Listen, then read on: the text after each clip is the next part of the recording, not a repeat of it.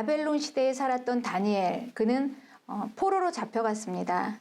그런데 바벨론에서 포로로서 어떻게 믿음을 지키면서 실제적으로 어떤 믿음 생활을 하면서 살았는가, 어려운 이 시대에 그리스도인의 삶은 어떤 것인가, 어떻게 믿음을 지키는가, 이거를 다니엘의 일화를 통해서 우리가 함께 나누길 원합니다.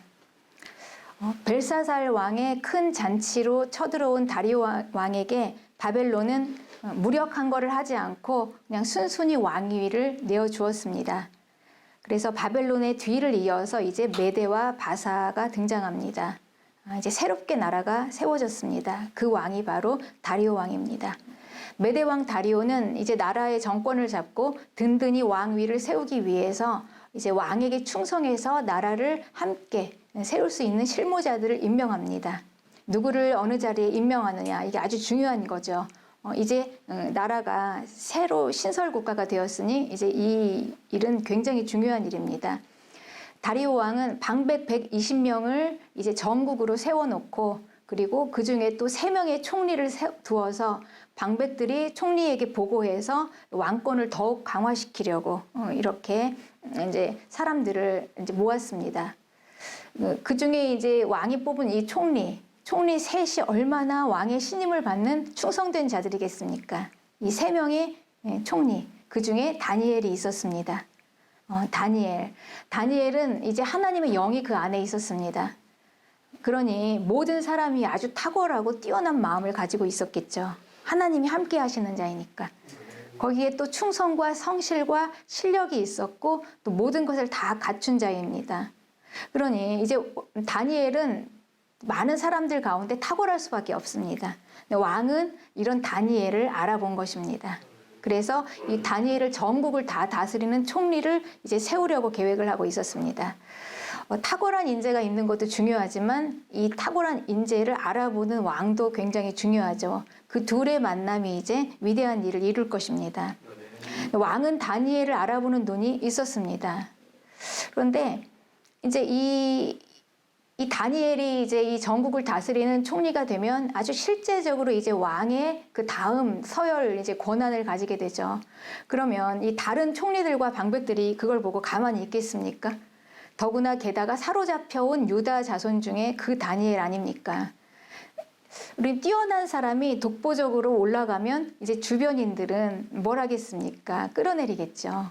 평등하게 맞추려고 합니다. 왜 너만 잘났어? 그것을 못 보는 것입니다. 그러니 이제 고소를 해야 하는 것이죠. 틈을 봐서 이제 다니엘을 고소를 하려고 하는데, 다니엘은 뭐 하나 틀린 게 없는 사람입니다. 너무나 완벽한 사람입니다. 그래서 고소를 할 수가 없어요. 이 다니엘은 그 하나님의 율법에서 근거를 찾지 못하면 그를 고발할 수 없다. 얼마나 완전한 사람입니까?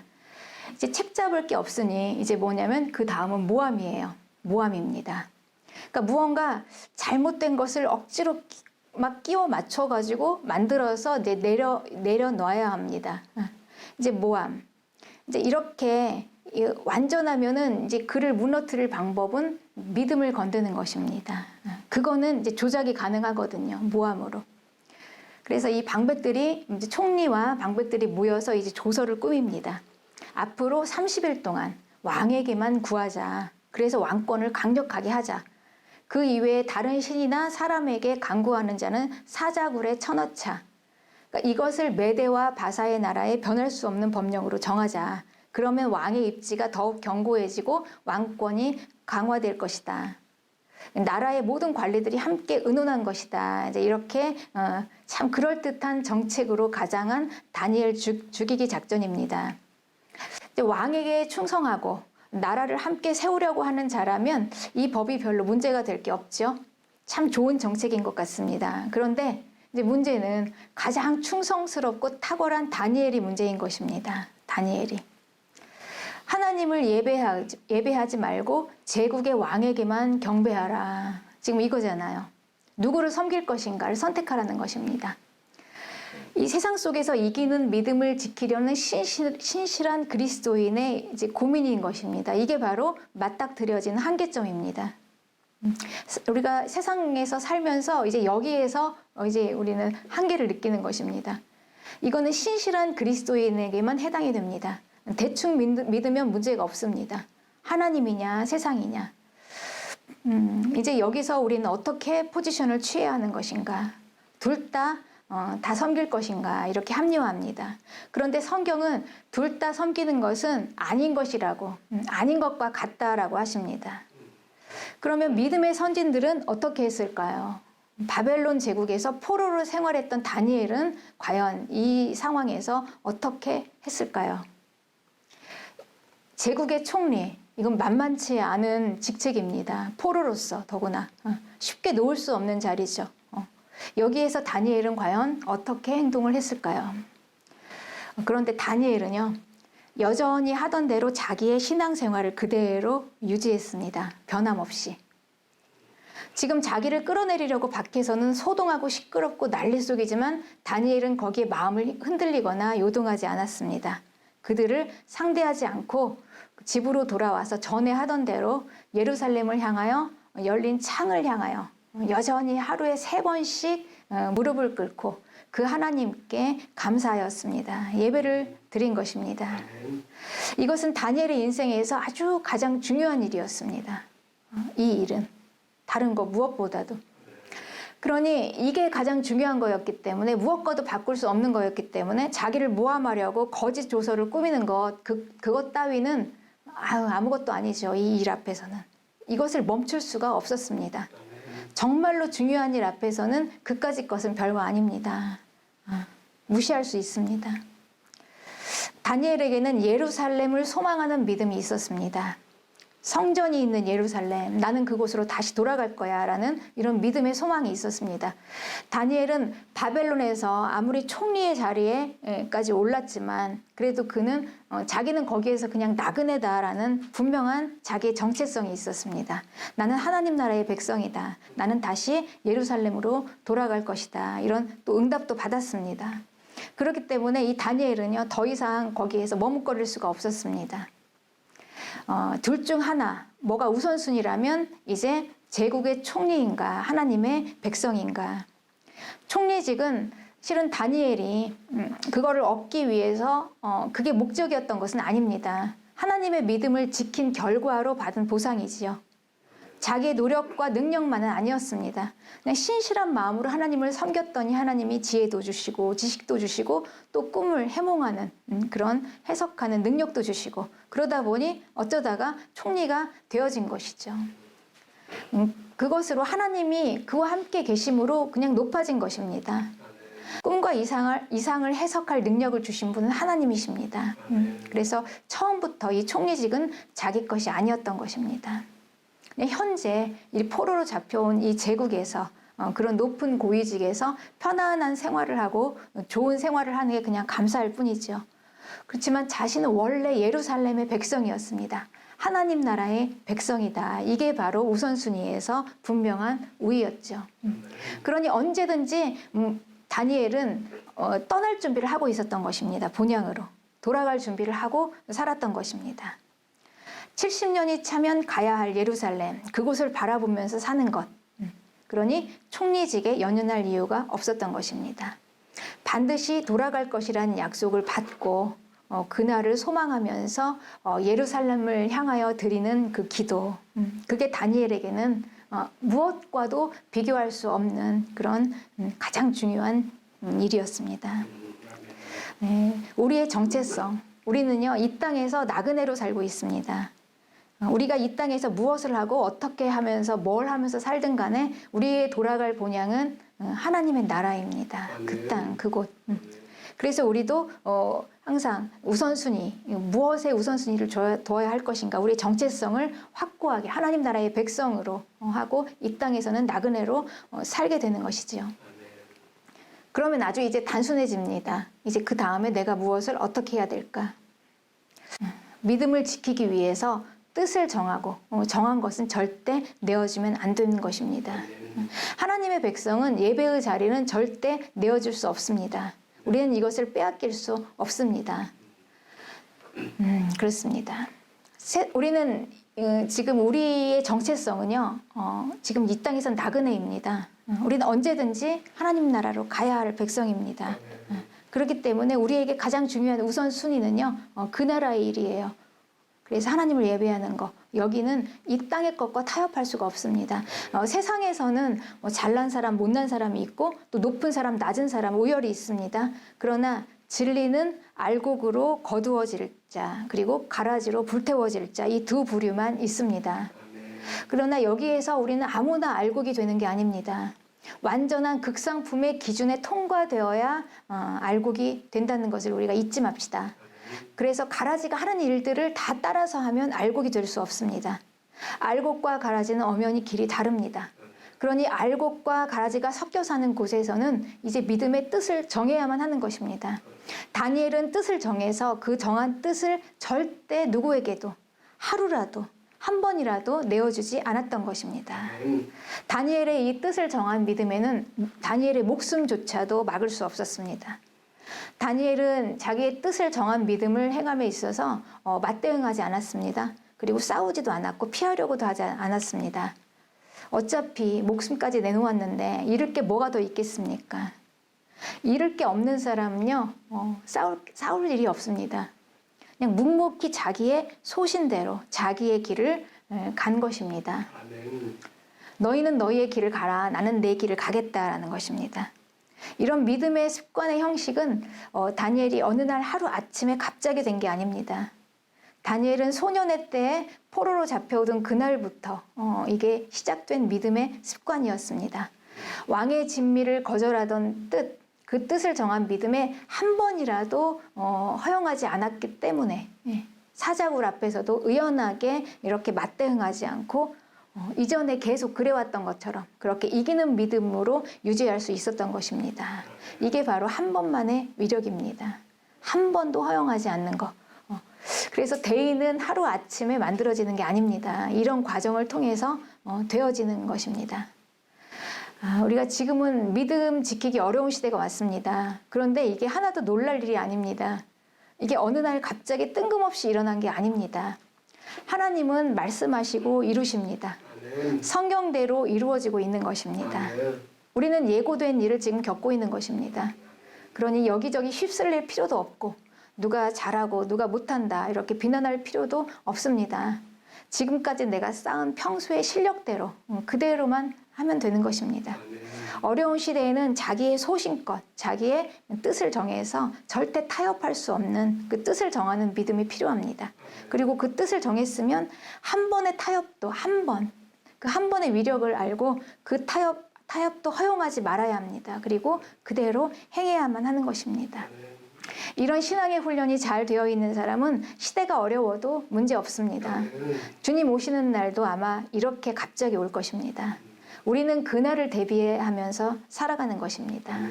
지금보다 더 급박하게 주님 오시는 날, 언제인지 모르게 갑작스럽게 우리에게 닥칠 것입니다. 우리는 지금 이거를 이제 예고편으로 겪으면서 주님 오실 날을 이제 준비하는 것이죠. 예수님은 이 땅에 오셔서 얼마나 많은 그런 비유를 들으시고 또 설명도 해주시고 하면서 이 마지막 날을 말씀해 주셨습니까? 어느 날 갑자기 올지 모르니까 준비하고 기다리라고 예수님께서 말씀해 주신 것입니다. 우리에게. 그러니 우리는 때로는 뱀처럼 지혜롭게 그리고 때로는 비둘기처럼 순결하게 준비하고 주님을 기다리고 있어야 하는 것입니다. 네. 이렇게 최고의 지도자 후보로 정한 이 귀한 인재 다니엘을 구할 수 있는 방법은 없었습니다. 왕의 권세는 아직 법보다 아래입니다.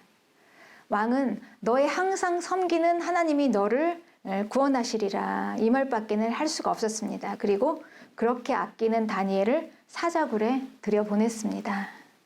다니엘은 사자굴로 들어갑니다. 네, 들어갑니다. 생명 걸고 믿음 지키려는 사람은 묵묵하게 이렇게 자기에게 주신 현실을 받아들입니다. 질서와 법에 순응해서 묵묵하게 들어갑니다. 자기를 지지해주는 왕에게 억울하다고 모함이라고 막 밝히면서 맞고소하지도 않습니다. 그냥 사자굴에서 죽어도 사자굴에서 사실 죽어도 순교이지 않습니까? 아니면 산다면 뭐 더 해야 할 일이 남아있겠지요. 죽으면 순교이고 살면 뭐 소명이고 이런 사람에게는 어떤 환경이 닥쳐도 다 같은 환경입니다. 거기가 사자굴이든 아니면 총리의 대저택이든 다 같은 곳입니다. 그래서 이제 그런 자들은 어둠이 건드릴 수가 없는 것입니다. 그냥 넘어가 버리는 것입니다. 우리에게는 이런 수많은 믿음의 선진들이 있습니다. 우리에 앞서갔던, 우리보다 먼저 이 믿음의 길을 걸었던 이런 분들이 있습니다. 그리고 이제 우리는 그 길을 이어서 가야 합니다. 다니엘은 오직 하나님만 의지했습니다.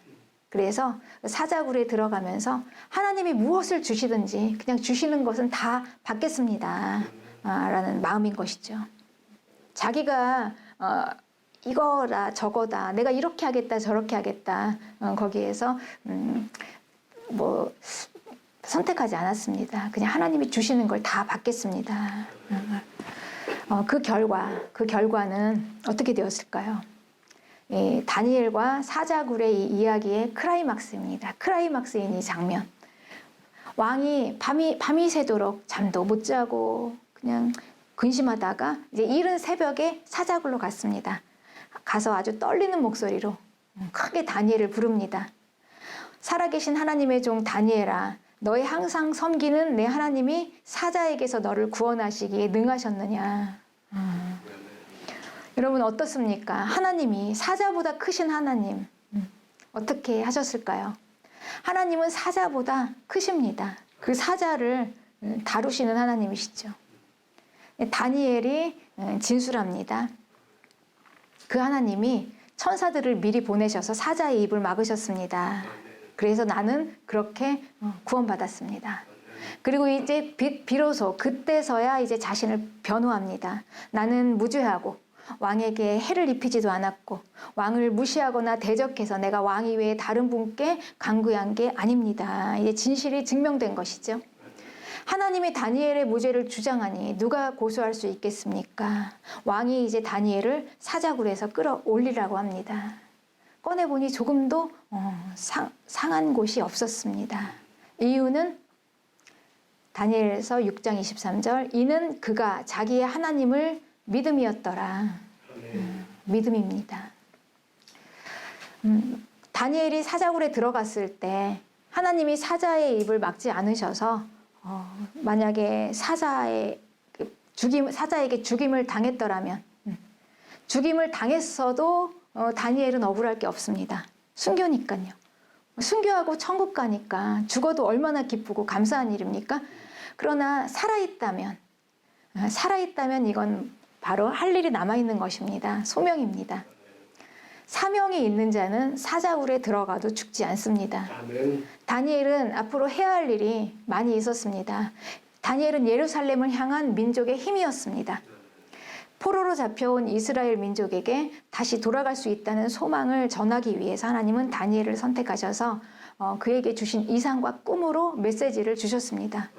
모두 함께 예루살렘으로 들어가는 그날까지 다니엘이 살아있어야 할 이유입니다. 그 소명 때문에 다니엘은 예루살렘을 향한 창문을 열고 하루에 3번씩 기도를 했던 것이고 그게 가장 다니엘의 인생에 중요했던 것입니다. 이스라엘의 미래의 소망을 다니엘의 환상을 통해서 전하셨습니다. 바벨론의 포로에 잡혀온 신실한 하나님의 사람들이 있었습니다. 바벨론의 그발강가의 예언을 받은 에스겔, 하만에게 맞서 민족을 지킨 모르드게와 에스더, 에스라, 느헤미야, 다니엘 모두 포로로 잡혀 제국에서 영향을 끼치던 인물들입니다. 그들은 바벨론의 노예로 잡혀오고 거룩한 하나님의 성 예루살렘은 다 텅텅 비어서 아주 흉물스러운 도시가 되었습니다. 과연 예루살렘이 다시 회복될 수 있을까요? 포로로 잡힌 이스라엘이 과연 소망이 있을까요? 절망입니까? 아닙니다. 그것은 예루살렘을 더욱 견고하게 세우시려는 하나님의 계획이셨습니다. 하나님을 버린 그 백성을 다시 뜨거운 마음으로 돌아오게 하시려는 하나님의 프로젝트. 바로 하나님께서는 그 계획을 세우고 계셨던 것입니다. 하나님은 바벨론 포로 기간의 70년 동안 신실한 믿음의 사람들을 쓰시면서 계속해서 그 민족을 위해서 일하셨습니다.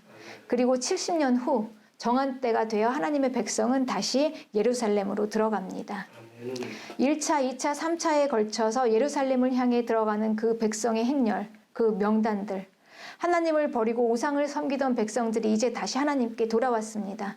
70년간 연단으로 단련되어 거룩한 백성이 되어서 예루살렘 성으로 귀환하는 자들, 그들의 그 행렬 얼마나 감격스럽습니까? 그날을 위하여 다니엘과 신실한 믿음의 사람들은 자기 자리에서 신실하게 믿음을 지켰습니다. 하나님은 말씀하시고 그들은 순종하면서 하나님의 뜻이 이루어졌습니다. 바벨론에서의 총리의 삶은 단지 예루살렘 입성을 기다리는 나그네의 삶이었습니다. 아무리 어려운 시대라도 절망은 아닙니다. 시대를 분별하고 눈을 떠서 내가 무엇을 위해서 어디로 가고 있는가 그 길을 놓치지 말아야 합니다. 그러면 어떤 환경이라도 문제가 안 됩니다. 뜻을 정한 믿음으로 이 시대를 이기며 잘 살아낼 수 있는 여러분들이 되시기를 축복합니다. 아멘.